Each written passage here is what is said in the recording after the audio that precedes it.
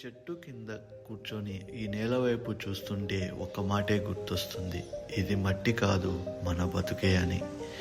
ఈ ట్రాక్టర్ నడుపుతున్న రైతు, ఎద్దుల బండిని నడిపించే రైతు శ్రమలోనే ఈ దేశం ఊపిరి పీల్చుకుంటుంది. అరటి విత్తనం నాటినా అనుమానం లేకుండా నమ్మకంతో నాటుతాడు రైతు. ఎందుకంటే రైతు నాటేది విత్తనం కాదు, భవిష్యత్తు. అందుకే మనం రైతులు కావడం గర్వంగా ఉంటుంది.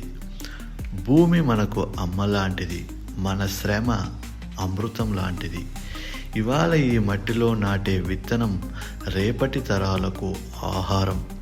ఈ రైతు త్యాగం, ఈ రైతు కష్టం దేశ భవిష్యత్తు.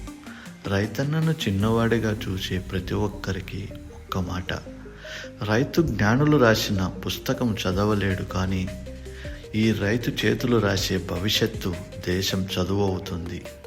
ఒక చెట్టు నీడలా రైతు ఉండాలి. రైతు లేకపోతే అన్నం ఉండదు, అన్నం లేకపోతే జీవితం ఉండదు. జై జై రైతన్న, మన శ్వాస మన భూమి.